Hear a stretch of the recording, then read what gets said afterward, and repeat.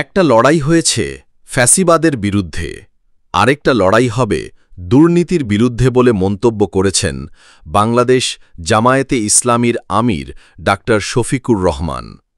শনিবার রাজধানীর সোহরাওয়ার্দী উদ্যানে বাংলাদেশ জামায়াতে ইসলামী আয়োজিত জাতীয় সমাবেশে তিনি এই মন্তব্য করেন। জামায়াতে ইসলামীর আমির বলেন, আগামীর বাংলাদেশে আরেকটা লড়াই হবে। একটা লড়াই হয়েছে ফ্যাসিবাদের বিরুদ্ধে, আরেকটা লড়াই হবে দুর্নীতির বিরুদ্ধে।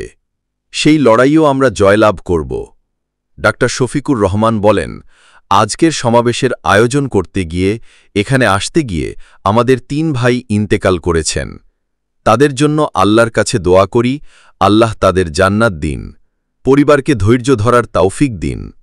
তিনি বলেন, আবু সায়েদরা যদি না দাঁড়াত, তাহলে 24 জীবন বাজি রাখা যুদ্ধটা না হলে আজকে যারা বিভিন্ন দাবি দাওয়া করছেন, তাদের দাবিগুলো কোথায় থাকত?